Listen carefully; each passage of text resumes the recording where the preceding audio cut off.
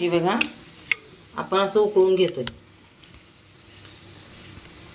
मला पण वाटते करडीची भाजी असं उकळून घेऊन त्यातलं सगळं जीवनसत्व जाते. पण आपल्या अगोदरचे जे होते ना, आई वगैरे आजी, हे असेच प्रकार करत होते करडीच्या भाजीची. थोडंसं उकळून घ्यायचं, गॅस बंद करायचा, त्याच्यामध्ये उकळून घ्यायची अशी. काय माहिती असं का भाजी करतात हे.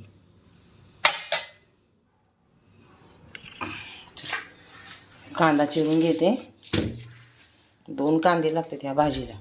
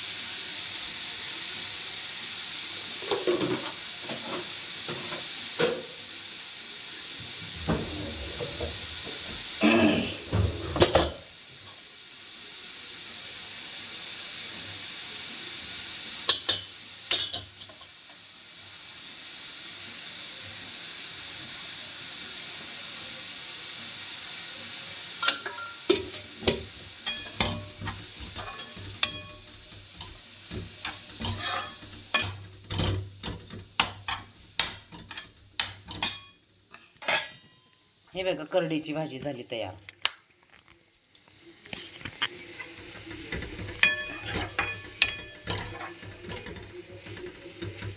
करडीची भाजी भाकरी छान लागते.